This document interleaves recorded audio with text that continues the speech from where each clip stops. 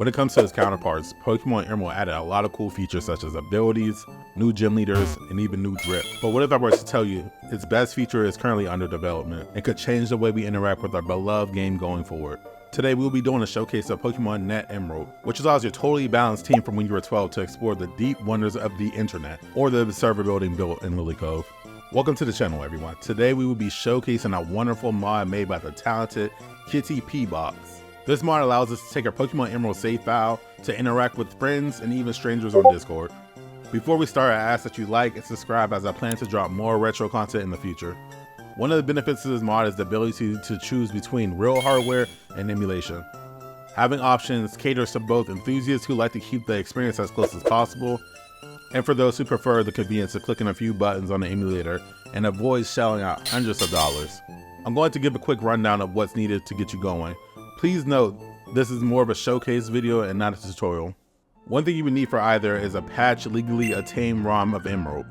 To do this, you would need to combine the patch file with the ROM of Emerald using a third-party app.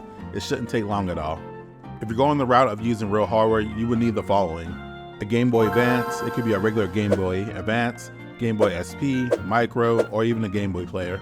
And regardless of your preference of Game Boy, you would need a Game Boy flash card to load the modified ROM, and a GameCube Link. GameCube Link cable for the next part. Connecting to the internet isn't as easy as slapping a Game Boy Advance wireless adapter on and calling it a day. No, you would need a system to connect the internet utilizing the GameCube Link cable.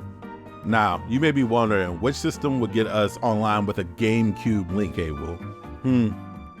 It's a Wii. The Nintendo Wii has both GameCube ports and a convenient way to connect us online using Wi-Fi, which makes it ideal for this project. But if you're someone who thrives to have the most authentic retro experience like me, you know the Game Boy and the Wii relationship just feels wrong. It's always been Game Boy Advance and GameCube, but you know the saying, if there's a will, there's a way. And thanks to KittyPBoxx, an experimental app has been developed for GameCube enthusiasts to connect to the Pokemon servers. While great, you would need to purchase the expensive and the elusive GameCube broadband adapter, and that covers what you need to get online using real hardware. Next, we'll cover all the steps needed to get this working on emulators. You'll need the patch modified ROM we mentioned earlier, and a strong enough PC. That is it actually. Man, I really should probably look into this emulation stuff a little bit more. All jokes aside, and like that, we're ready to get online. From there, you will boot the Pokemon channel either on your Wii, GameCube, or Dolphin emulator. From there, you can connect to the global server set up by KittyPBoxx and their GitHub server, or you can set up your own server and have friends join. Just know, if you set your own server, you have the options to access different things and change different features that we'll cover later, so stay tuned. Connect and turn on your Game Boy Advance and travel to Lily Cove. East of the town, you should notice your dad in a completely brand new building that was never there before. This building will serve as a central hub for the server.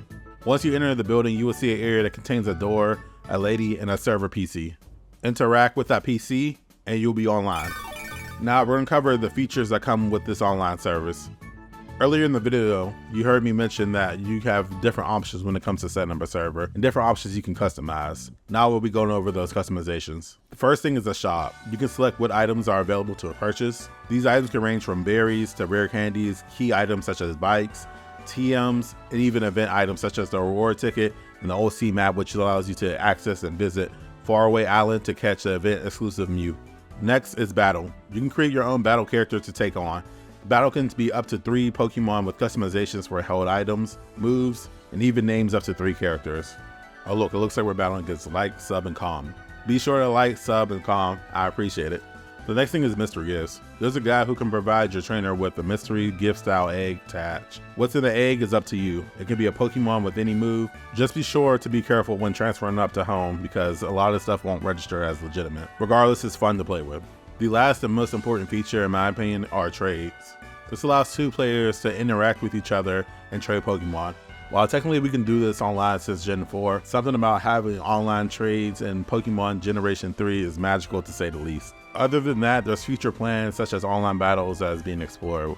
Super excited, I'm looking forward to what this project has in store. And that's a wrap up for this video. The dedication of the Pokemon fan base is very strong. To add modern features into a game that's 20 years old is very impressive. I hope you really all enjoyed this video. Please look forward to any future videos by liking, sharing, commenting, and like that. Have a good one. Until next time.